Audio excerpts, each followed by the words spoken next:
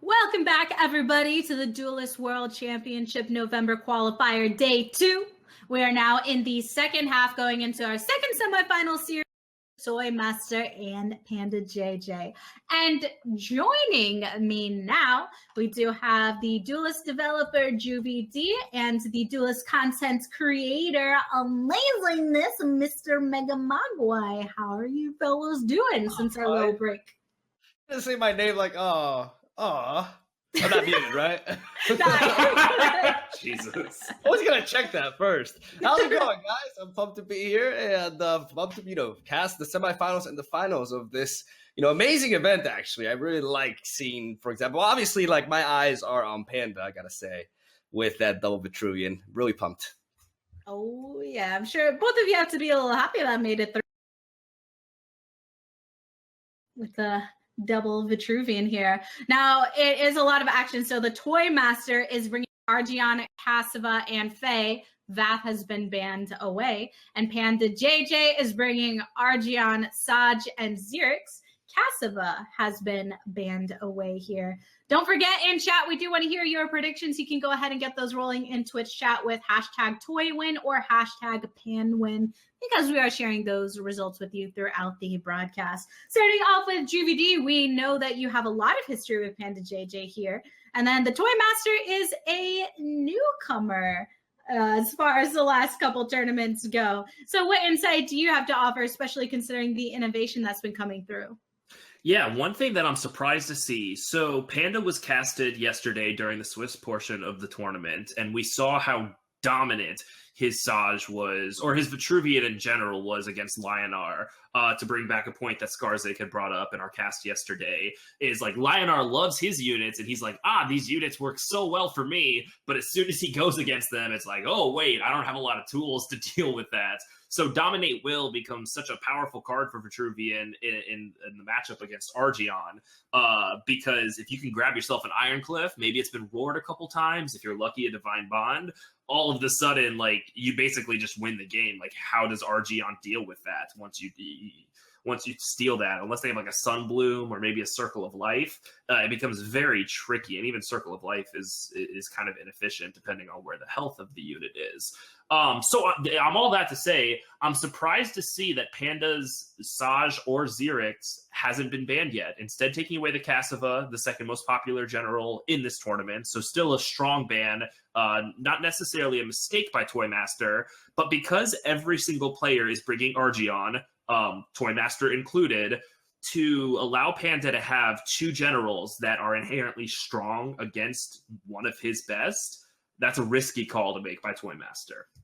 Yeah, it's a really tough decision to make what to ban, because you're thinking not only about what's strong meta, but what is strong within your particular opponent's hands here. So, Mogwai, do any of these bans surprise you, or what has been brought to the table by both of these individuals?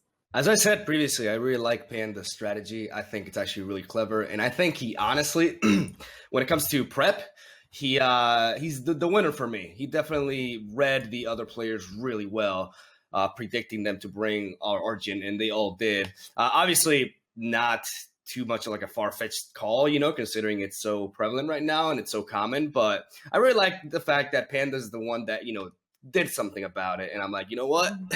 Vitruvian may not be that popular right now, but throughout the test, like, throughout the entire history of Duelyst, ever since I started playing Duelyst myself in the alpha, Vitruvian has always dealt with Lionar super efficiently. Like, the matchup has always been clear for the longest of time, really. So I'm not I'm very excited to see the display of those two generals in this particular meta, especially at this high level play. But I'm also very excited to see how. Because I think Panda is going to struggle here, and there's one general he's going to struggle with, and that's Faye. Faye deals very well with Vitruvian because of her single target removal, her multiple ways to dispel stuff. A Mara healer, what is it? A Mara healer where I can just one mana remove it. It's just, they have a lot of options as banner, and particularly Faye, to really hunt down Vitruvian. And it's not like Argion is the most efficient matchup against it either. So I think that he's going to struggle there. But I'm not surprised at him going for Vath because Magmar really, if you look at his lineup, You take away Cassiva, you got Vitruvian and Lionar. Voth is the most menacing one, really, because he can just really capitalize on a lot of things Vitruvian does, and he can just beat them both down really efficiently. So, not too surprised, but really excited. Did I say I'm excited about this matchup? Because I think it's going to be a really clever one, and I can't wait. I can't wait. Let's see how I just want to see some Sash. Not Sash. I'm saying it right. I'm pumped for that. Well, Mogwai, we'll go ahead and give you the honors of prediction first. Oh, GBD, were you really wanting that one first? Well, I know what he's going to predict, and I know I'm going to have to detest that. But no, go ahead. I want to turn him against his own kind. So please, continue. Please. Go ahead, Mogwai. Do your prediction. Mogwai. I'm going to go with Panda because I believe in his strategy. I think it's a very strong way to try to win. And even though ToyMaster, I don't know much about him as a player, but I do know he's been around for a little bit, and he's been improving a lot, and he's definitely, like, to make it to the semifinals of an event like this is no easy task. So it's not going to, at this point, matches are not easy, but I'm predicting a 3-0 from Panda because I'm just that crazy. No, actually, no, never mind. There's Faye. 3-1. 3-1. 3-1. Okay. 3-1 for PandaJJ from Mogwai. Now, JVD, you don't have to go against him. It's just a personal moral code you seem to have. But what's your prediction here? Stay to yourself, Julie. Come on. Okay, so here's what I'm going to say. I mean, go against me. Yeah. I hear you, Mogwai. I'm gonna mute the noise around me right now, the Tigresses and the Mogwais of the world, and I'm gonna talk real to the viewers, to the fans at home. Here's why I'm making the prediction I'm making. Listen to me. Okay, so I am going to vote for ToyMaster winning this match 3-2, and here's why. Here's why I believe ToyMaster will win this 3-2. Because even though Panda's strategy, Mogwai pointed out, is brilliant, and I think in a lot of ways he can win the tournament off this strategy of bringing Saw in a meta where Argion is so prominent. Like, just teching your decks to literally counter and just eat alive Argion is brilliant. But here's the problem. If ToyMaster can sneak a win on Argion when Panda is playing his non-Vitruvian deck, his Argion, basically, if he can sneak a win on Argion, then, like Mogwai pointed out, he's stuck with these two Vitruvian lists that are potentially a little bit weaker than other lists he could have brought against a Fae. So, because of that reason, I'm going to vote ToyMaster wins this series 3-2. All right. Well, then. Yes. Both predictions. Wrong. Well, whichever one is the correct prediction, we'll have to find out after this match happens. Because, we do have a series ahead. Could go anywhere from 3 games to 5 games here. In the meantime, don't forget, everybody, that we have a giveaway going on currently. There's less than 40 minutes left for you to enter, so make sure you do so before you lose that opportunity. In the meantime, let's go ahead and get started with second semifinal series of the day between the ToyMaster and PandaJJ. Get your hype ready because we are starting right now. Right, Mr. Toy on the left, Panda on the right. We see a clear Ooze lead here, very nicely for Toy, and a pretty fast hand on the side of Panda, don't you think?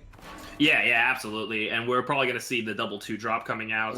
I like his choice to play the Sun Wisp here just to keep his hand healthy. He doesn't want to, do anything too crazy early on. The double Wing Blade is always tempting because, Jesus, like, all those stats that you have. But you're going against Cassiva. She has the ability to control the board.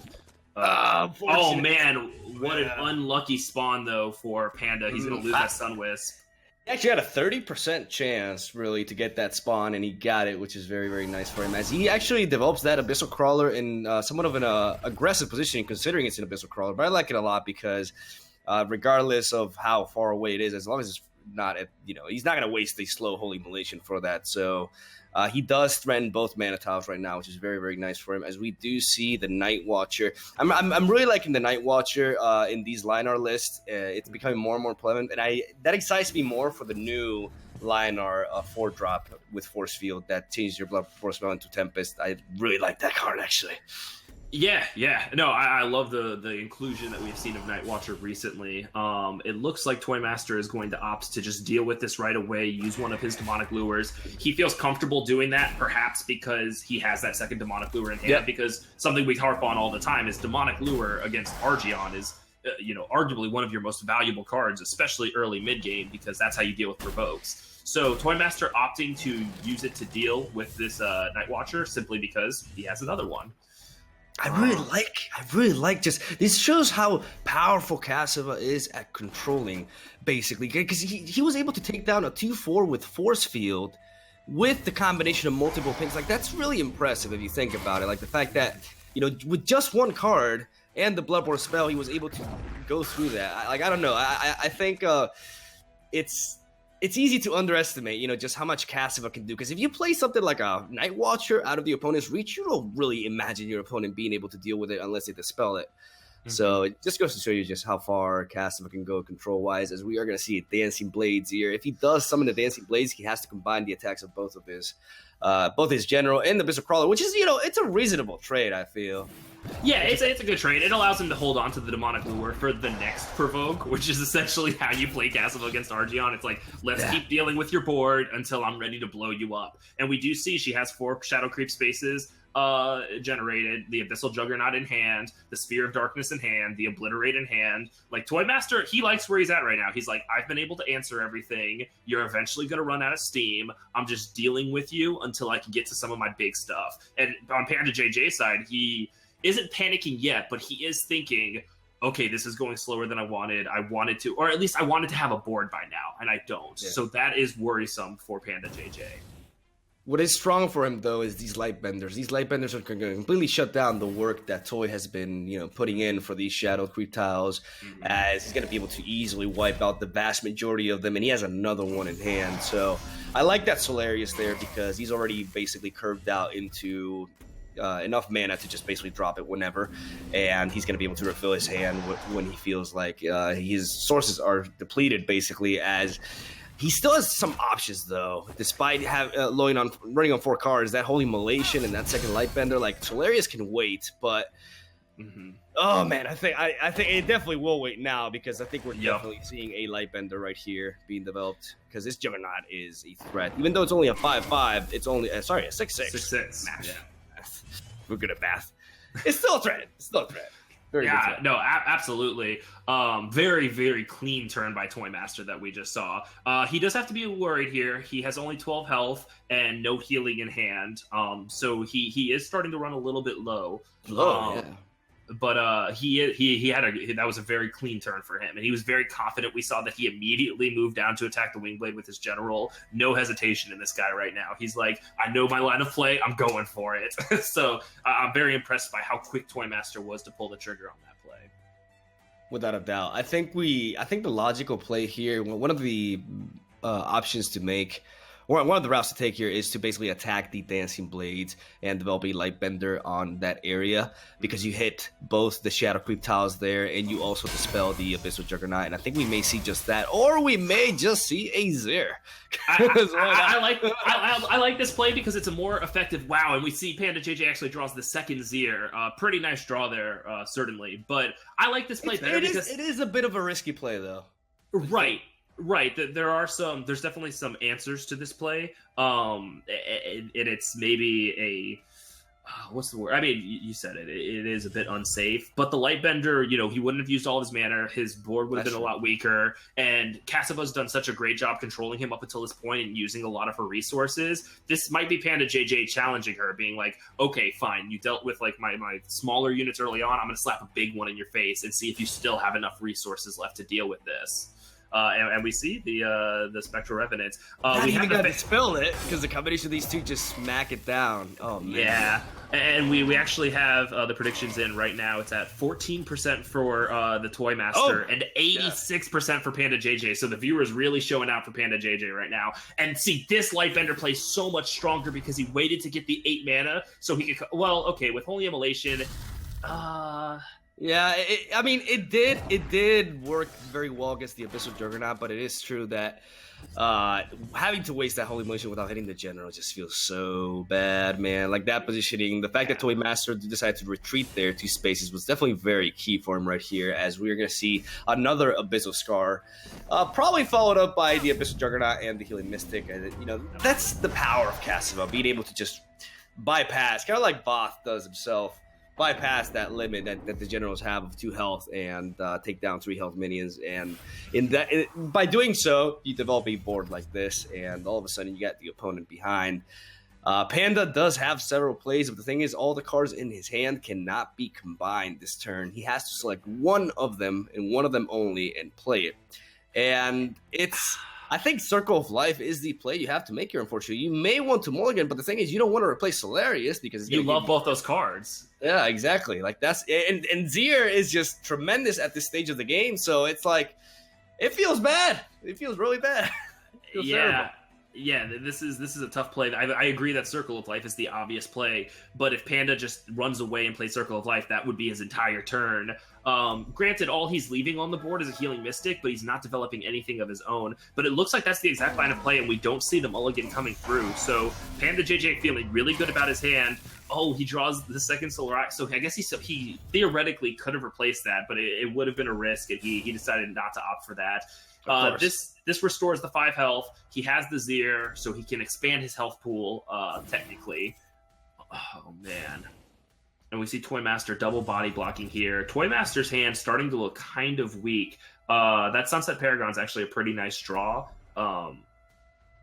It's not the greatest against Linar, though. That's the problem. Because they have low attack, high health units. Exactly. Like, it's not bad. It's a good reactive card, but I would prefer stuff like the Demonic Lore that he already has. It is true that the Lightbenders that Panda has been playing have definitely contributed to him not fearing Obliterate at this stage of the game, because if it weren't for those Lightbenders, there would be so many more Shadow Creep tiles on the board right now, as we do see Solarius coming in, followed by a Roar, moving his general out of Cassiva's range, so he takes 3 damage this turn. There's very little, I don't think there's any scenario in which he could be lethal here, so nice conservative play there. And we do see the ToyMaster develop the Sunset Paragon to clean that Solarius, but that Solarius has already put in the work that it needed to do. Like, it's already done.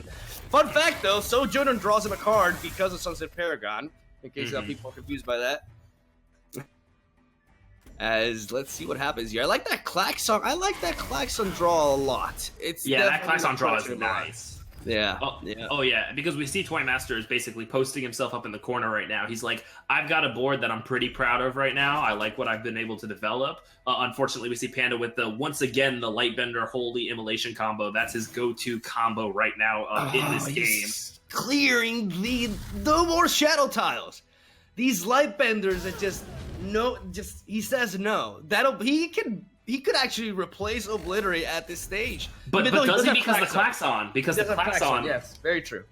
Yeah, because ToyMaster, what he's going to be able to do now is he's got Sunset Paragon and Dancing Blades to continue playing his control game. He's got the Demonic Lure to deal with an Iron Cliff dropped in his face. Really, the only thing he would probably be hoping for at this point, on top of what he already has, is a Dispel for a potential Zier coming out. But he knows he's already dealt with one Zier, so he's somewhat out of the woods in that sense. But as we can see in the hand, he's not. There's another one coming up, we assume, pretty soon.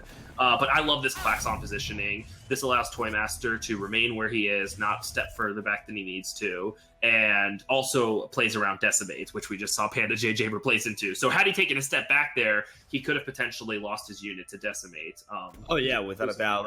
The thing is, he had 2 options there, and the thing is, his general is so vulnerable that all Panda would need is a Repulsor Beast and some sort of Tiger with Roar. Like, he would be way too vulnerable to that. So I do agree with you that was a proper positioning of the Klaxon, as we're going to see another Grandmaster Zier enter the board. Now I'm looking at Toy's hand, and it's so awkward because he has double Sunset Paragon and Obliterate. He's got a lot of cards that are not really that efficient at this current stage of the game.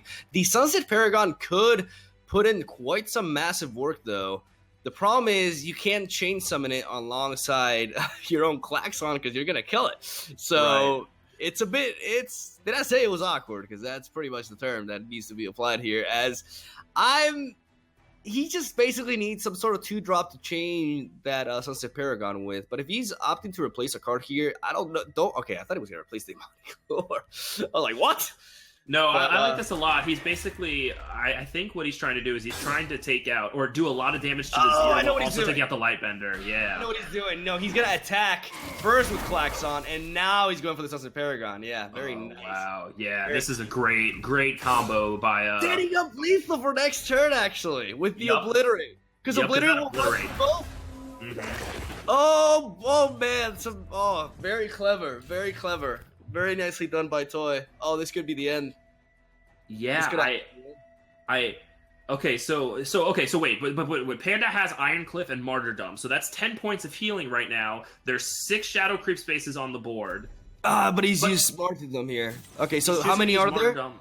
There's 6. No, that's lethal. That'll he loses. That. Oh, he pings Zir. If he had actually developed the Iron Cliff, but of course, how can you predict? Well, at the same time, I mean, it's Obliterate though, right? Like, and ToyMaster was clearly trying to set up an Obliterate play. I mean, true, very true. Man, maybe a misplay there. I don't know. That's tough. That's a tough call. Obliterate. And here comes the Obliterate lethal. Wow. GG. Good game. Good game. Very nice game, actually. Yeah, absolutely. Plenty of back and forth there. Now, one thing, even though Cassava was winning it, this is the first time that we have both of you together to talk about Lightbender and its comeback. GBD, I know you are feeling pretty good about the frequency with which we're seeing it more, yes? Yeah, I mean, Mogwai and I had the little interaction. This is a month and a half ago. So in Mogwai's defense, it was a whole different meta that we were talking about. But it was the mini debate as to, do you bring 1 Lightbender, 2, or if you're me, sometimes 3. And I'm glad to see that the Lightbenders are being played as much as they are. I mean, we're seeing 2 or 3 in some of these lists. Just because Cassava is so powerful, there's so many good things to dispel. I just feel like that's a really juicy card, and I feel like it's really easy to get value. It can be awkward because it can backstab you in the sense of dispelling your own units. So it's tricky, but I'm glad to see it being played. And one thing too with these Argeon decks, we've seen plenty of Grandmasters. Do you think that the over-reliance on Grandmaster Zir Mogwai isn't enough to combat the fact that Cass is just waiting to push you to the late game anyways and can work in these cards that can target both the General and Zir at the same time? Well, I think Zir is still very impactful, especially if you do manage to prolong the games as efficiently as these control liner players are doing. But it is true that, I would say, I remember that moment when I said, well, very recently, he's he could not, you want to play around Obliterate, right? But then it's kind of but it's not as obvious, but it kind of is. It's Obliterate, like Richard said. So there's not really much else that you're going to be expecting. So I think Zir can still be very prevalent in that matchup, even though, because it doesn't really care too much about Demonic Lure per se. Mm-hmm. In other ways, Cassava can remove things. But it is, it's definitely going to be less viable with Punish, when it's released. I'm just going to say that. But I feel like that match, it really came down to that. It came down to whether, Panda wanted to play around Obliterate or not, and not playing around Obliterate and not developing the Ironclad Guardian, because he didn't really need to martyrdom the 3-2. But he opted to be more aggressive and play to win in that sense, some people could say. But it didn't work out well for him. Sometimes you gotta be more defensive. Yeah, it's true. And now with game number 2, the thing is Cassava, and it's going to be an Argeon mirror here. With what you were saying earlier, GVD, the fact that the ToyMaster needs to really kind of not have to put his Argeon into the face of the 2 Vitruvian decks that PandaJJ has. Do you think that there's even more pressure on this for both of these players in terms of a game number 2 where it's not actually a closer yet? I think the pressure is put on PandaJJ in this match, personally, because of what I was alluding to earlier with my prediction. If ToyMaster can win this mirror match and wins with his Lionar, it's conquest format, meaning he no longer has to play Argion, which is what Panda wants to farm wins with later. He wants to get his Argion out of the way so he can just farm his opponent's Argion with Xerix and Saj, which are assumingly really powerful matchups for PandaJJ. So if he loses this and ToyMaster puts away his Argion, then he has to put his Vitruvian decks up against Faye twice in order to win the series. So from where I sit, this is a must-win for PandaJJ. Mm-hmm. And we saw earlier where that best-of-5 series for PandaJJ went to all 5 games, down to him losing to some of the other decks, but having that ability with his Vitruvian decks to defeat that Argion. That's what determines the entire win for him. So we might see the same exact thing come down here in game number 2 of the second semifinal series, where both players are bringing Argion, PandaJJ on the starting side, ToyMaster on side number 2. Don't forget, there's only 22 minutes left in the Spirit Orb giveaways, and we have double the prizes compared to usual. So make sure to enter before it is too late. But let's head into the action of this extremely intense game. Oh man. Okay. So we see both players are going to have fairly standard opens here. We see the double 2-drop on ToyMaster's side that he has that he can access, and PandaJJ playing one of the strongest 2-drops in the game, no biggie. We do see the Aegis Barrier in ToyMaster's list. Very interesting seeing that because we know not all Argions in this tournament are running that card. Yeah, like I'm a huge advocate of Aegis Barrier. I think it should be way, way more prevalent than it is in the metagame. I think it's just a super solid card. I really liked Toy's positioning right there because it's always a bit difficult to positioning like double 2-drop when you're facing an Azure Lion, because Azure Lion can reach where, other 2-drops cannot reach. And if it does accelerate like it did here, it does come with the threat of a Holy Immolation. And by keeping the Azure Lion so far away, it's not even going to be able to be provoked by the Silverguard Knight. Now, this alludes to what you said earlier, Juvie, about Toy. This is his chance. This is his opportunity to get this win with Argent right here. Like, I'm not sure why Panda went with Argent twice, because now if he manages to get this win, the Vitruvians are a bit screwed, considering they gotta beat Faye, unless I'm mistaken, right? Like, they only have Faye left, so this could turn out bad. Yeah, this was a confident move by PandaJJ. I assume he knows that risk because he's such a skilled tournament player. Yeah. And he's like, I'm confident that my Argion list will win this game. It's a must-win for me. And he probably knew there was a good chance ToyMaster was bringing the Argion into this game. But, you don't want to accidentally, I don't know. We can get into the predictive variable of conquest mode, but that could get a little crazy. One thing that I want to point out, though, you said you think Grandmaster Zier will be less prevalent once Punish is released. I would go out on a limb and argue perhaps it won't be that Grandmaster Zier is less prevalent, but Aegis Barrier is more prevalent. It gets the kind of respect that you were talking about. Because an interaction that a lot of players don't know about is if you put Aegis Barrier on Zier while he's still a unit, when he becomes your general, he's immune to spells. So not only do you protect the unit from Punish, but you also get this super powerful general that can't be the target of spells, which is pretty nice. So maybe that will be the saving grace for Zier once the expansion hits. Yeah, and for bulky minions in general, I think as long as Lionar always has access to that card, they can always adapt to a meta that revolves a lot around specific spell targeting removal. As we see ToyMaster already here being quite pinned down quite efficiently, as that Azure Lion cannot be roared, and it will die to one hit from the Ironcliffe Guardian right there. As his hand is a little bit awkward. I do like seeing Dancing Blades. Lionar, though, I think he's running 2 max. I don't think he would run 3, especially considering that Ironcliffe Guardian is a thing as well. Mm-hmm.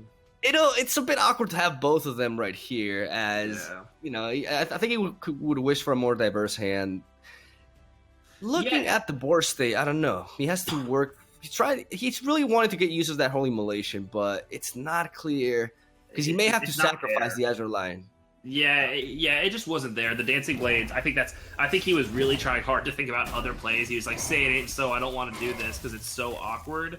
not dealing with an Iron Cliff and playing into Holy Immolation. Like, this is very obviously playing into Holy Immolation right now, right? You never want to leave Iron Cliff alive with health because you assume your opponent's just going to restore its health and tear you apart and punish you for that. And it looks like Panda's setting himself up for that. He attacks to get the force field down, and then he's just going to blow off so much damage he's getting from his Holy Immolation. That's 16 damage. 16 damage for 4 mana, and then also healing his Iron Cliff for 4. He's going to be able to completely clear that corner. And I would argue that was a misplay by ToyMaster positioning his units in that way, because it allowed PandaJJ to punish him with Iron Cliff.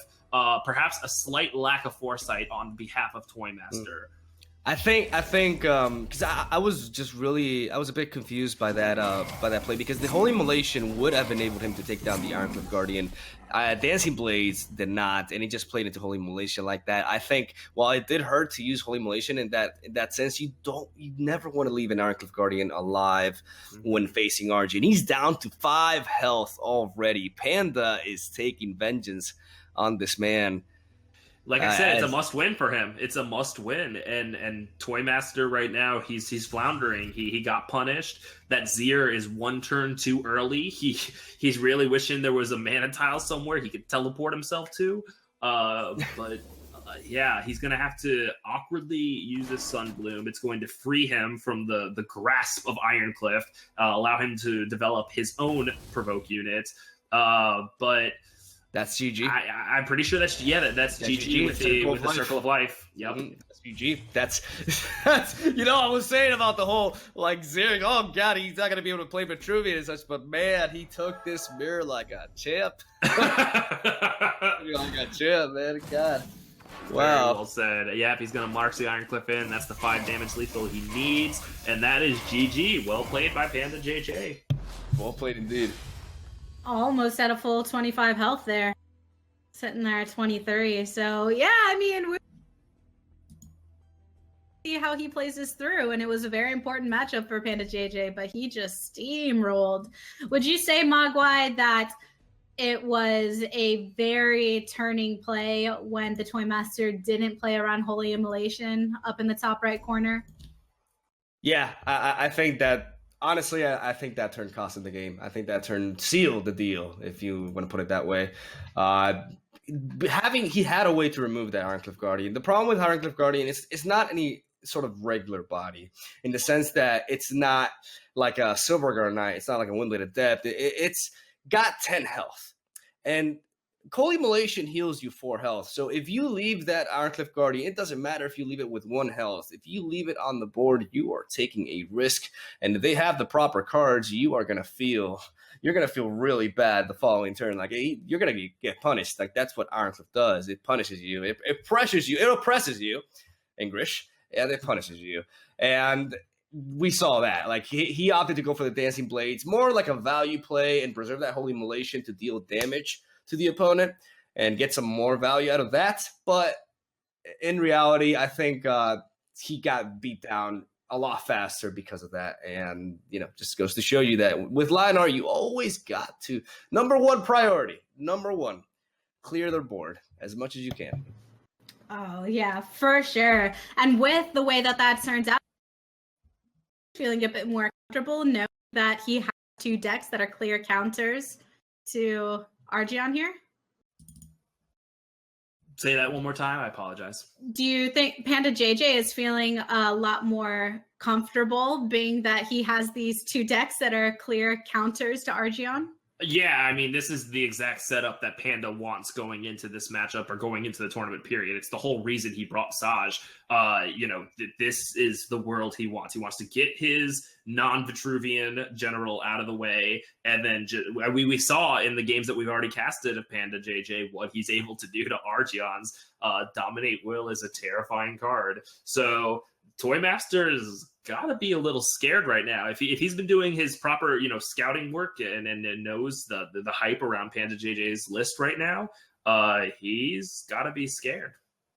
Well, we'll have to go ahead and find out how things go in game number 3 with the ToyMaster on the starting side, rocking Argion. PandaJJ, that Saj deck that I know Mogwai is excited to go ahead and see here. Let's get to it. ToyMaster on the left has no initial turn 1 play. I cry every time. Oh, no. And Sash has got, what the opening. Jack C plus Pax. Come on now. If you don't go for that, I don't know what life is. Oh, man. Yeah, that Dying Wish feels pretty good, man. This is... double Dying Wish. Double Dying Wish on a double 2 drop.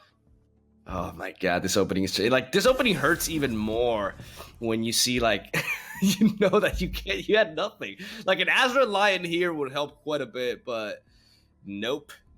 This is actually... We see the Ankh, too. Yeah, the Ankh plus the Falcius combo, like that's going to help PandaJJ. He's going to be sitting on that in preparation for the Iron Cliff or the other cards that could come out. Like, this is going to help him deal with Argion's big, bulky units. And this is why Saj is such an interesting matchup for Argion and so powerful. So we do see the Aegis Barrier. Now, it's important to note, ToyMaster has Aegis Barrier. I believe the other opponents, a lot of the opponents PandaJJ's gone against, their Argions didn't have the Aegis Barrier. Have it. That will protect against Dominate Will. So that card could be crucial for this max up and kind of foil Panda's plan here a little bit. So we'll be tracking that as the game goes on. Oh, without a doubt. Like, Aegis Barrier is one of the answers for Lionar in general. I remember one of I don't remember how long ago it was, but we saw like there was this really prevalent aggro Argent list running around. Actually, I'm not sure if it was aggro. No, it was aggro Vitruvian. In the days of Face Monkey, actually, aggro Vitruvian was a very big thing, and several players. I do know Grincher. He developed an anti Face Monkey deck, basically, an anti-aggro Xerix deck, which had multiple Circle of Lives and triple Aegis Barrier, I believe, because Aegis Barrier really counters any sort of variant of Vitruvian, like a lot of the things they want to do in Trop and Decay, a lot of the ways they punish Lionar. Aegis Barrier stops that, so I think you're completely right. It's going to come into play quite a bit as we see quite the funky board be developed here as Falcius and the Mini Jacks and the, I like to call Poop Dervish, standing on Panda's side, and that the ult is being developed quite far away to making sure that, you know, Sash cannot. I'm really happy about how I say Sash, by the way. I'm improving in that sense. Sash is not going to be able to reach it, but he's got so many ways to just deal damage here. This is a big turn. He could actually set up a Scarab here quite easily. Yeah, and on the fly, PandaJJ, in my opinion, did such a great job dealing with a poor Mini Jaxi spawn. You know, that's not where you want your Mini Jaxi to be in that corner. All the other three corners were all more attractive than this one. But he takes what he gets, and he immediately blocks it with Falcius and is able to set up this board. Like you said, now he's like, okay, you're dealing with my Mini Jaxi and my Falcius. You got your Tombstone. That's nice, I guess. But I'm going to develop this terrifying blast unit. That Scarab is so powerful right here. It will not die to Circle of Life. And that's a great point. That 6 health is such an important mark because it's just like what tools does Argion have to deal with that unit at such a low I love that Psychic Conduit, by the way. Oh yeah, I mean that's such a cheeky card for Panda to build in here. I mean, when we're talking about going anti Argion, you know, that card has limited utility, sure, but definitely has its purpose. Yeah, without a doubt. Like I'm a big advocate of Psychic Conduit. I've run it a lot in my my latest Xerix decks, and there's so many different plays you can pull off with it. It's a card that has so many different utilities. It's not the most intuitive card, but when you apply the plays that you need to apply with it, it feels really rewarding. Very, very strong card. And people just do not see it coming and don't really know how to play around it either. There's the Dominate Will right there. There's the Dominate Will. And we see the Iron Cliff in ToyMaster's hand, so this could very well play into the plan that Panda has. He's on 6 mana right now, so he draws that basically at the perfect time. He doesn't want to play it this turn, but next turn he'll definitely be looking to use that card. And I think it's interesting. We see that he's using his Scarab aggressively, and I think he's confident doing that simply because the Dominate Will. He's like, whatever you throw at me this turn, I am taking from you. So I'm going to kill you faster now. I think. But the thing is, targeted the Dancing Blades. He has Aegis Barrier, which you can chain onto the Ironcliffe Guardian, but it doesn't really matter because we do see Panda having Hexblade and, of course, Sash, which the Psionic Strike. He'll be able to take down that Ironcliffe Guardian, even though he can't target it with Dominate Will here. So he has answers for both kinds of plays, which is very, very important. He could keep that Psychic Conduit. I think he's trying to keep it because he can take control of the Tombstone for a turn and get a surprise kill on him. Doesn't quite have lethal this turn, but with the Hexblade and the Bloodborne spell, I love how he's just countering all these Arges. Like, this is beautiful. This is actually beautiful. Like, he's able to, he had a hand with options to deal with both of these outcomes. And, like, Aegis Barrier or no Aegis Barrier. And since, like, the next Ironcliffe Guardian that happens, he doesn't really need it. Dominate Will to deal with it, but what Dominate Will does, it provides him with an answer for it the turn he does not have Psionic Strike. So I like that a lot. He's like, Toy is in trouble. He's in tremendous trouble here, and I don't see anything on his hand really working for him in that sense. Like, he has to replace one of the Ironcliffe Guardians here, and he gets an Azure Lion, not really what he needs at this stage. Well, it allows him to play one of his 5-drops and play another unit. So I do agree. I think he was fishing for a 2-drop there. I think he is pretty happy with that line because it allows him to continue developing a board. But, you know, with him being down to 9 health already, the fact that Panda has been stockpiling these answers, I don't know if it matters at this point. It'll be interesting to see. Panda gets a Tombstone of his own, which is pretty nice because he can, next turn he has 8 mana, so he can combo the First Wish plus the Dominate Will if that's what he opts for, not having his Bloodborne spell. The thing about the Dominate Will here is so strong because it also traps the Azure Lion as well. And I think, like, the question is, does he have lethal here? Because he's going to go for the First Wish first to see what he draws. As, the Circle of Desiccation. Yo. Wow. Yo. Oh, my Lord. Here comes the Dominate Will. Dominate Will, as we expected. Yeah. And this at this point... Stomping this Argent. Yeah, at this point, as ToyMaster, you're growing very concerned. He's going to be able to use his Tombstone with the First Wish to kill the Dancing Blade. Like, this is just such a dominating performance by PandaJJ right now. My God, I love it. I love it. People yelling liner OP. Well, hey, this is what happens when you adapt to something instead of complaining about it. There you go. And there's the concede by ToyMaster. Very well done by PandaJJ. Absolutely beautiful. So much pressure onto Argion there. So, do you think, JuvyD, the fact that everyone knows Dominate Will is something that PandaJJ is running, is that really dictating the types of play that they're doing, particularly earlier once they start approaching that mana? I think we've seen that in some of the games earlier today against PandaJJ, kind of like with who was it? It was Stewie HS was like stock. He had that awkward game where it was like very Mesolgy Scientist Kara Mirror-esque, where he was stockpiling units. And I think a huge flaw that Stewie had in that game was he got antsy and he's like, I'm going to march my units forward. And we saw that with the turn where he played his Ironcliff. And then immediately Panda's like, haha, you fell for my trap card. Dominate Will. Now it's mine. And it's like Stewie needed to perhaps stew a little bit longer and hold on to his units. ToyMaster didn't go for that at all. He was trying to be aggressive, but single thing he tried to set up was thwarted. He's like, I have the Ironcliff plus Aegis. This is perfect. Panda's like, no, I can kill it with one hit. He's like, fine, here's another Ironcliff. He's like, no, I Dominate Will it. So I think ToyMaster needed to play a slower game, but because he was nervous knowing that Vitruvian matchup was ideal for Panda, maybe he rushed himself a little bit and ultimately got a bit punished there. And we saw that Panda has worked multiple aspects into these decks that answer Lionar. It's not just, I have Dominate Will, so I can... And that's one thing we saw there, Mogwai, was Argion having such a difficult time going against these backline blasts, whether it was the General or the Starfire Scarab, and trying to fight after he had to put that distance between himself and PandaJJ.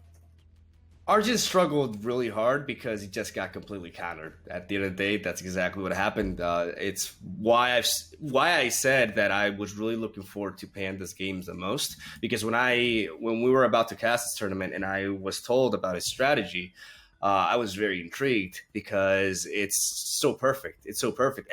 In the moment where everybody's running Linar, it kind of makes you think, why didn't more people come up with this? Because it's just perfect. Because he shut him down completely. He shut him down completely, and it was because of all the techs that he has. Sock with her Bloodborne spell, you pair that with artifacts like he didn't even have like cards that they're gonna get like Zephyr, for example. That would have been funny in that situation, having your general with Frenzy. Like I'm looking at a lot of these scenarios, and I'm seeing like these future cards being applied, and it's exciting. But going back to it, he got dumped on because he got countered. He had a response for everything. The Scarab put in a lot of work. Magmar and Linearm both struggle with Scarab if it's placed properly. Lose too much tempo developing it, and it does not get answered. The fact that it has 6 health meant that he could not finish it off with Circle of Life. There's a lot of key components there that just add all up. It just led to a very, very dominating win for Panda. Just absolutely one of the most dominating games I've seen in a while. Well, and now he's looking to try to do the same with his Xerix deck here, as the Toymaster is sticking with Argion. Everybody in the audience, there's only 3 minutes left before the giveaway ends, so make sure you enter that before you lose your opportunity. And yes, Magua says, why? Knowing that Xerix is probably coming on the docket there. Yeah, who knows? If we'll get to see that come through here. The Toymaster on the starting side, PandaJJ on side number 2. Let's go. Okay, so I think Toymaster simply, I think Toymaster in his mind, he's like, you know what? He has to win with this against Xerix eventually, right? Like he has to. So no time like the present, I guess, is the motto he's living by. PandaJJ not having quite as strong of a start here. He only has one of his dying wishes, unfortunately. Opts not to use the first wish on Jaxi. I like that a lot. First wish is obviously a lot stronger on Mini Jaxi because you get a ranged unit. Yeah. So good patient play by PandaJJ, not panicking and feeling like he has to use all of his mana. I think Toy leading off with the Windblade Adept instead of the Azure line was very key, because a Tiger plus First Wish would have been a very strong opening for Panda to counter his own 2-drop and also get some additional damage onto the general potentially. So these set of 2-drops right here are very, very menacing for Panda, because what Vitruvian does best is dealing with the bigger minions. Actually, in this situation, he can start clearing this board somewhat, but that Azure line is definitely a threat and definitely something that needs to be respected here. But he does have options. He most certainly has options. Yeah, and it's worth pointing out, so last game, we were praising Panda for having a multitude of answers to the Toymaster in his Argion list. Unlucky Mini Jack spawn, once again, for Panda. He's going to be able to protect it. Actually, you know what? Okay, that's probably better than the last time. I take that back. Yeah. But nonetheless, one thing I wanted to point out is we see Toymaster sitting on the Ironcliff plus Aegis Barrier. PandaJJ is not going to have the same number of answers with Xerix. He doesn't have the artifacts of Saj and the double damage Bloodborne spell. All he has is Dominate Will. So Aegis Barrier does become more valuable in this particular matchup. Indeed. Much more. Sach can bypass the Aegis Barrier with her own Bloodborne spell, like you said, and artifacts. But this is a different matchup. It's definitely not as advantageous for Panda because of the fact that he's taking in that card, as he's gonna opt. Why not developing on the mana tile and give it that makes a lot more sense. As that Aegis Barrier, this is the moment of truth. That Aegis Barrier makes that Entropic Decay useless. It makes it so that he cannot respond to here right now. He has to replace something to try to answer this Ironcliff more efficiently. He has nothing. Nada. I don't know. See, and we see the Falcius, but he can't combo it with any kind of double damage artifact, anything like that. So Xerix definitely having less tools for this matchup than we saw in the last game. And that whole immolation is threatening too with that Ironcliff. Oh, and he gets a spawn that will get punished. That's not good for Panda. He's I like try that. His best. Sorry for interrupting, but I like that positioning from Duelyst to avoid Holy Immolation from just completely decimating him, even though because he has to attack the 2/2 first with his general to be able to reach the other one. Tough for him though, as you said, tough for him. Yeah, this is not the game that PandaJJ wanted to have starting off, and to look a little bit forward here, talk about the implications of this matchup right now. If PandaJJ loses this, we're tied at 2-2, and he has to run Xerix into Fae, which was one of the matchups we were saying he was definitely dreading having to look towards. This Dancing Blades is really cleanly going to deal with this Mini Jaxi, and then the Iron Cliff is going to be able to kill off Duelyst. PandaJJ has that tombstone, but man, that is a scary board around him. ToyMaster opting not to attack with the Wing Blade. I like that. A Mara healer could come into play here without a doubt, even though Circle of Life somewhat counters it, because you do not prevent the opponent from healing, but you do basically mitigate the damage that you receive from it, and you do knock it out clean as well. So this turn is a bit awkward. He has to try to basically bypass that Ironcliff Guardian so they can Entropic Decay the Dancing Blades, but he just can't really do that. And I really like the fact that Toy is not attacking with the Windblade Adept, preserving it for another moment. Since he does have a Holy Malician in hand, he can potentially heal it as well. As we are indeed going to see a Circle of Life onto that Amara, which is going to heal Panda back to full, but the damage Toy is going to take is going to be completely mitigated. And he has another Aegis Barrier in hand. He's gonna roar the Iron Cliff because he knows his Iron Cliff is protected. It's got some health left in it, and he's gonna be able to dish out a lot of damage right now without giving up any of his board, really, which is pretty nice. He's gonna be able to deal with that Tombstone effectively, and then move the Dancing Blades in. PandaJJ just doesn't have.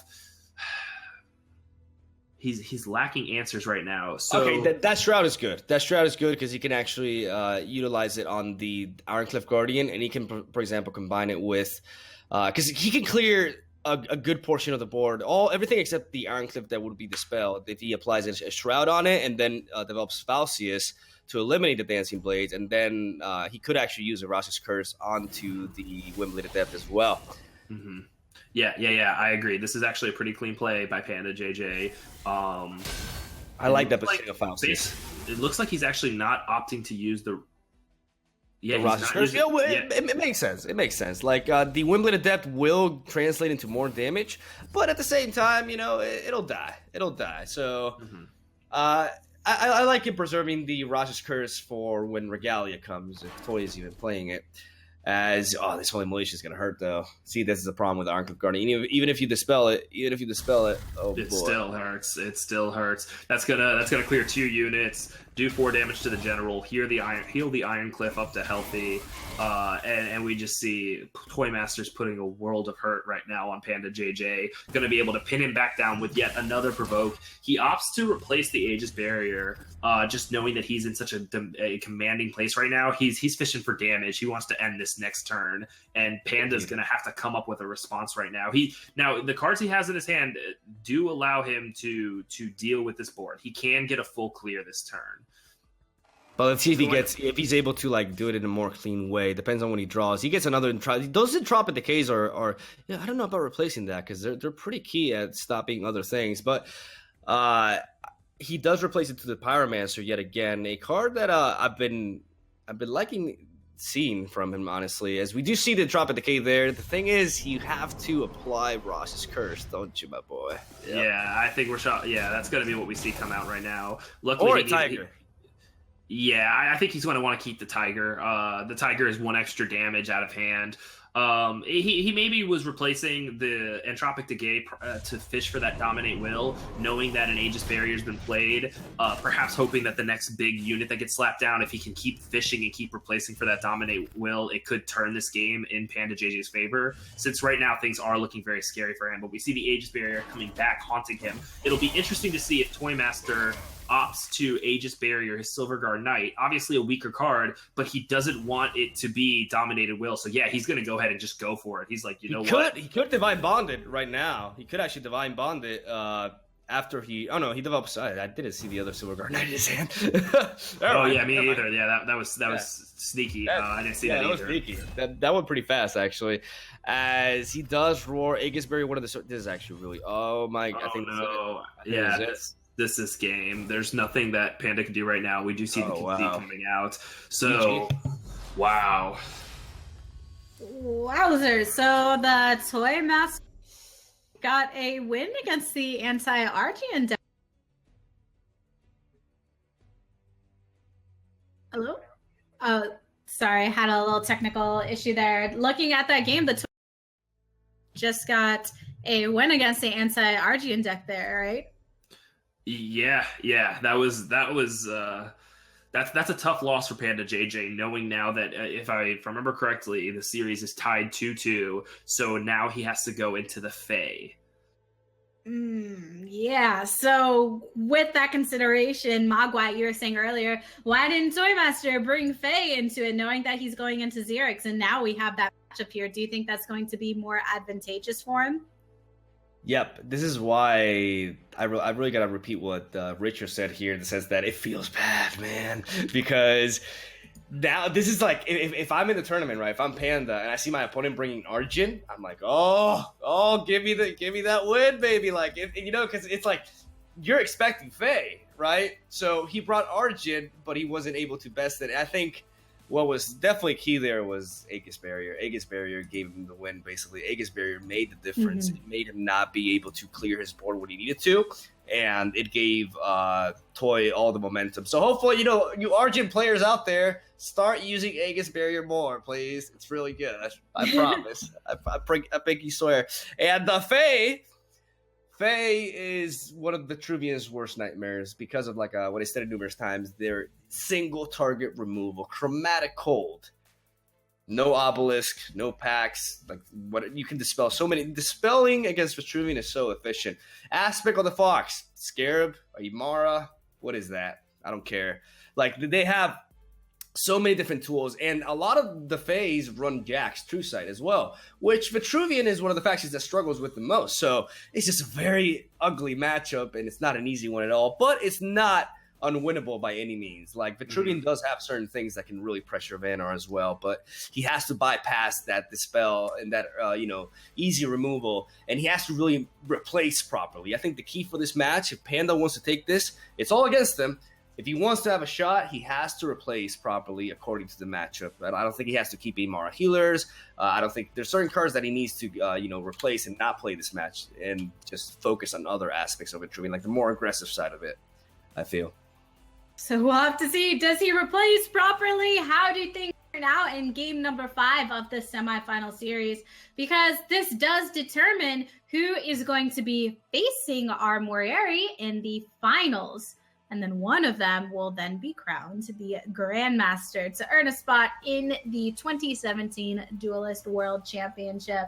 So the ToyMaster is on the starting side with Faye, and PandaJJ is on side number 2 with Xerix. So don't forget, this is game number 5. Make your predictions if you haven't already. Hashtag ToyWin or hashtag PanWin, because we do share those results with you throughout the broadcast. But here we go. Game number 5, semifinal series number 2. Let's get it. Well, as Mogwai kind of grunted there a little bit before the game started, we do see that the ToyMaster is running a mech deck Fae, doing the cheeky wing start to grab that center mana tile. Okay, so Mogwai, what is PandaJJ's thought as soon as he sees that wings? Is he panicking at this point? I mean, as Vitruvian, you kind of should, because you can't. What are you gonna do to Mechazor? Being Vitruvian, like you need to resort to a Lightbender or a Shroud to dispel that thing. So, yeah, if I'm Panda, I'm very scared. Well, even with that considered, right now the viewer vote is in, and it's still going down. ToyMaster is only at a 26%, 25%. It's going down as I speak. 25% of the fans believe ToyMaster will win, whereas PandaJJ still has 75% of the fan vote. So a lot of confidence coming out. I don't feel so confident right now. Hey guys, good for you.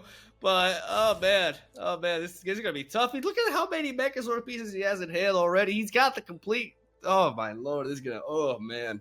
Like, so he can summon. Next turn, he can actually summon wings on the orb and they can on the Mechazor. The following turn, he's 3 turns away at the very least. 3 turns away from getting Mechazor out, and that's a problem. Especially with Spirit of the Wild too, like, oh god.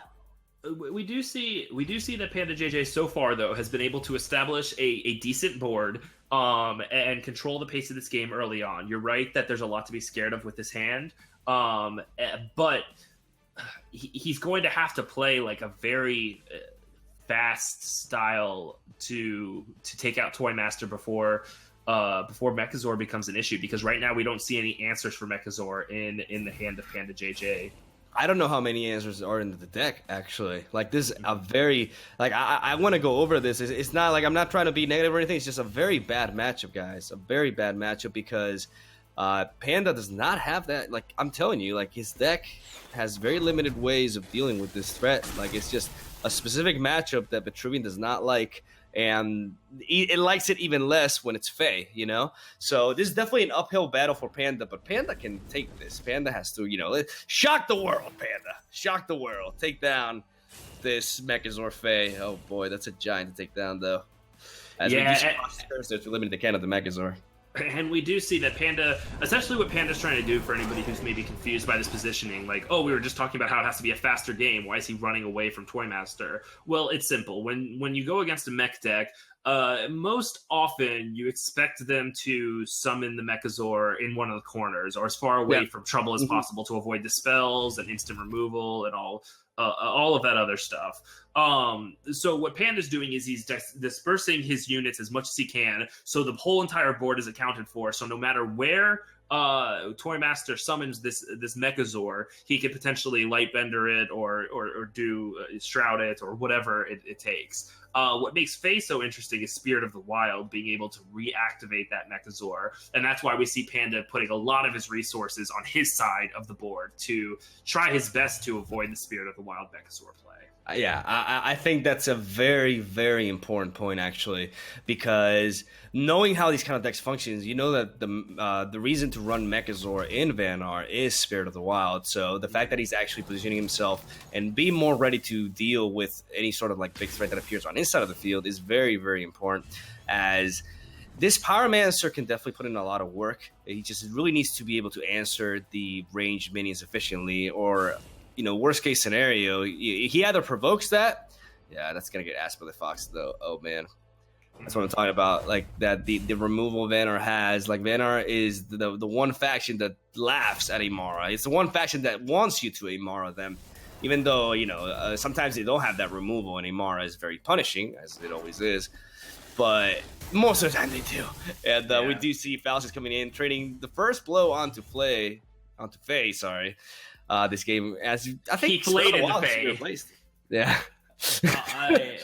I don't think you need two Spirit of the Wilds. I agree with you. I think you might want to fish for a little bit more, because, you know, the scare with Mechazor is once you summon it, if it's taken care of, you run out of steam really fast. It's like, oh no, I devoted this entire game and my entire hand and everything to this 8/8 ranged unit, and you've neutralized it. So having more options in his hand is definitely something ToyMaster wants. So there we see the Mechazor in the upper right-hand corner. PandaJJ was moving in on his opponent. So now he's kind of put in this awkward situation where it's, do you go back and try to deal with the Mechazor? Do you try to rush the game before the Mechazor kills you? This is a tough position for Panda to be in, because he doesn't have the Shroud. He doesn't have an answer for this Mechazor. And he doesn't he needs to provoke it. He needs to provoke it with Imara immediately. That's what he has to do, without a doubt.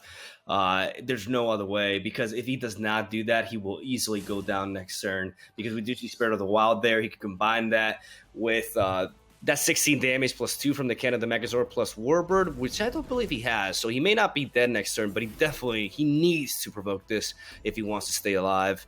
Imara will definitely help a bit, as now what he has to do is he has to be as aggressive as possible. He has to just keep up the pressure and try to take down ToyMaster as fast as he can, because this Mechazor it's going to be tough, because this Imara will deal 5 damage to it, right? So it'll leave it at 3 health, so the general will not be able to kill it. Oh no! God. Oh no! Oh god! Oh, ToyMaster replaces into the Chromatic Cold, which is going to completely neutralize the Imara healer. Now ToyMaster can ignore it. He still has 5 mana, so he can Spirit of the Wild. That's 16 damage coming out from ToyMaster in 1 turn, and that is the power of Mechazor. This is bad. This is bad. Oh man, this is the replace. This is what it comes down to. Tiger can actually kill Mechazor. He can kill Mechazor. Okay, he can kill Mechazor. He can kill it. But the problem is he's got 2 turns. He's got 2 turns basically. Yeah, because of Warbird. Warbird puts the game on a timer. I don't know. He needs to and he has develop 18 as much points. size as he can. Yeah. He needs to develop as much size as he can. He needs to. Okay, so he can do that. He can Tiger and the Ultis. So, yeah, he definitely needs to. Oh, or he could Falcius. He could Falcius. Falcius is an option. It allows him to keep the Tiger plus second Wish combo. Yeah, that second Wish Tiger combo is pretty sick. A lot of damage early on. Okay, it's gonna come down. It's gonna come down to nothing, dude. I like what he's doing here. Wait. He's pinning him down, actually. Yeah, he's pinning him down. I really, really like this. This could turn around. This could actually turn around. If he kills Mechazor here, Toy cannot summon a single minion unless he clears the board. With the current hand that he has to replace Spirit of the Wild here, and he has to draw into Chromatic Hold or something like that. Chromatic Hold is what he needs. Why would you keep Spirit of the Wild? He's keeping Spirit of the Wild. Why? I don't know. That's a confusing choice. It looks like he's maybe reconsidering it. He needs to replace Spirit of the Wild and get Chromatic Hold. That's his only hope, I think. He can't summon that. He can't summon that. No, he needs to ping him, and he needs to hope that he doesn't die this turn. Okay, so he's got a total of 5, 3. The problem is all these minions, if they want to attack him, they don't die in the process. Wait, but can Panda end? Does he have lethal? So 5, 8, that's 7. the thing. He has the Tiger for 5 damage out of hand. Missing out by 2. He's missing out by. He needs to replace the Sojourner here. No. He has wait, but how does he do this? Because no, he doesn't have the space. That's the thing. Yeah, he doesn't have the space because ToyMaster's in the corner. Do this. He can second wish, but nothing he attacks with dies is the problem. He needs to draw something. That's not it. Oh, feels so bad, man. Feels terrible. He attacks with everything, and he has lethal. He has the 3 damage. But he doesn't have the space. But he's summoning it to show it off, but I don't think he has a plan unless there's some interaction that I'm unaware of. If he dispels the Sojourner, it doesn't die. It doesn't die. It doesn't die. Oh my god, I can't believe that. Attack! He needs the Dervish to kill his own Falcius. Yeah, the Dervish! Backstab! Kill him! Betray him! Friendly fire! Friendly fire on! This feels so bad. This feels so bad, man. Oh my god. He got the control of the match, but he dies to the Bloodborne spell. Oh, that's so devastating. Wow, in game 5 of the series. GG to ToyMaster. What a series. Oh, man. So close. Oh my gosh, that was intense. Now, first of all, Mogwai, Faye Mechazor brought to the November qualifier by ToyMaster? It worked. It worked, you know. They got Spirit of the Wild and Mechazor, like, when you get that curve going on, it's no joke, man. It's a problem. It's strong. Oh man. So I'm devastated by that loss, though. Like, if that happened to me, that would hurt deep inside. He had lethal. That's what makes it hurt. Is he had 3 damage. Wow. Yeah, that does hurt. That does hurt. So even if he would have, well, I was trying to think. I'm sitting here trying to think of a way that maybe differently, but how buffed was the Sojourner at that point? Like was it buffed prior? I think only second wish, maybe a first. I think maybe a first wish on top of it because it had 4 attack, I believe. So I think it had second wish and first wish. Yeah, so even if he didn't second wish and he drew into that shroud and he dispelled it, it would still have 1 health. God, that's so devastating. That sucks. Yeah. That sucks. Oh man, GG though, great game. Yeah, and let's not get too caught up, right? Like, yeah, that's devastating for Panda. That's maybe one of the most devastating losses that I've ever seen, especially on one of the largest stages of Duelyst period. But ToyMaster did play that series fantastic in a series where his opponent had teched against him very, very well. ToyMaster really, really showing how powerful of a player he is. That is true. So that is one thing, looking at it, where PandaJJ had created 2 decks that were very anti-Argion and had worked well today. His Saj deck worked well yesterday, but the ToyMaster managed to cut through it and get that victory on his Argion. So would you say Mogwai then in a lot of ways being able to defeat that deck with his Argion deck is what afforded him the ability to win? Of course, you have to win with every deck, but I mean that moment of being able to defeat that and force PandaJJ to use one of his Vitruvian decks to force something else. Did that put PandaJJ in kind of an uncomfortable position? I mean, it's probably like the worst matchup you can run into with Xerxes. But I think I really like Panda's approach. I really think his strategy was super clever, and it got him to the semifinals of the qualifier, which is easier said than done. But it is true that this particular matchup was not as clear as the others, because it's what I mentioned to Richard before. Like Sash was really efficient because of her ability to just bypass, the Aegis barrier. She didn't really care much about it because he had other tools. But Xerxes couldn't really break through that, and then he got paired with a Mechazor Fae, which is probably like the worst matchup for Xerxes, really. Like it's really tough, and that's why I say this loss is a little bit devastating, because of the fact that you have lethal, but you can't, like, you defeat Mechazor, you bypass all that, you make it to that point, and you can't kill him because you don't have space, So it's still fantastically played by Toy, and just a matter of like Panda teched well, but you can't say Toy did not tech as well, or perhaps better, by bringing Aegis barrier and, well, I mean, the Fae thing was just a casual matchup there that worked in his favor, though. I mean, like you said, it wasn't a favorable matchup. JJ, GVD, was that apparent that just didn't have answers to the current board state?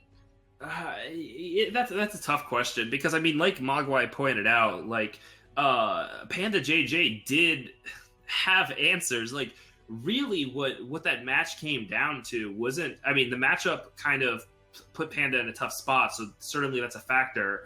But at the end of the day, and this is why I say that we really have to give credit to ToyMaster. It wasn't the matchup doesn't get all the credit here. ToyMaster positioned himself in a corner, turtled up, and said, I just have to stall this as long as I possibly can so I can kill you with Bloodborne or Chromatic Hold or whatever. And by cornering himself, he limited the flanks that he could be attacked from. He's like, you only get 3 units to attack me. I've been able to preserve myself at 21 health this whole game, or whatever the number was. Yes, of course the matchup has a huge factor in how this game played out, but props to ToyMaster. And then on that last turn, he had the option to attack the Sojourner to try to dig himself out of that hole and be like, I need to get a space. He could have panicked. He could have been like, I need to make a space. I'm attacking one of your units, so next turn I can definitely start summoning units and kill you. He could have got antsy.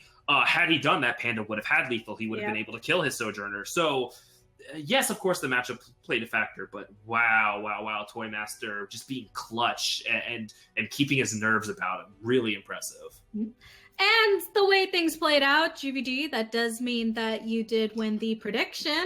Hey, look at that. Being a traitor paid off. But this also means that our final match is going to be between the two newcomers to the tournament scene, our Moriari and the ToyMaster. I know Mogwai probably wish that he could have won the prediction war, but there is still the finals for you to throw down a prediction. We'll get to it in just a moment, so everybody sit back, relax, and we will return with the final series to crown our next Grandmaster.